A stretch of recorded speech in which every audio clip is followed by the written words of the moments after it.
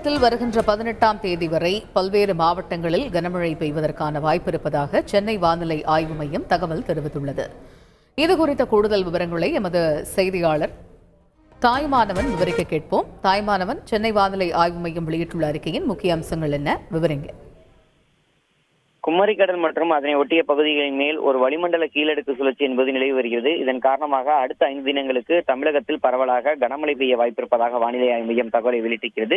குறிப்பாக இன்றைய தினம் தமிழகத்தில் ஒரு சில இடங்களிலும் புதுவை மற்றும் காரைக்கால் பகுதிகளில் இடி மின்னல் மற்றும் பலத்த காற்றுடன் கூடிய, அதாவது 40 கிலோமீட்டர் முதல் 50 கிலோமீட்டர் வரை பலத்த காற்றுடன் கூடிய லேசான முதல் மிதமான மழை பெய்யக்கூடும் என்றும், கன்னியாகுமரி மாவட்டத்தில் ஒரு இடங்களில் கன முதல் மிக கனமழையும், நீலகிரி, கோவை, தேனி, திண்டுக்கல், விருதுநகர், தென்காசி, திருநெல்வேலி மற்றும் தூத்துக்குடி ஆகிய மாவட்டங்களில் கனமழை பெய்ய வாய்ப்பிருப்பதாக வானிலை ஆய்வு மையம் தகவலை வெளியிட்டிருக்கிறது. இப்படியாக வருகின்ற 18ஆம் தேதி வரை தமிழகத்தின் பல்வேறு மாவட்டங்களில் கனமழை எச்சரிக்கை என்பது விடுக்கப்பட்டிருக்கிறது. வெப்பநிலையை பொறுத்தமட்டில் இன்று முதல் வருகின்ற 18ஆம் தேதி வரை அடுத்த 5 தினங்களுக்கு அதிகபட்ச வெப்பநிலை தமிழக உள் மாவட்டங்களில் ஒரு சில இடங்களில் 2 முதல் 3 டிகிரி செல்சியஸ் வரை படிப்படியாக குறையக்கூடும் என அறிவிப்பானது வெளியிடப்பட்டிருக்கிறது.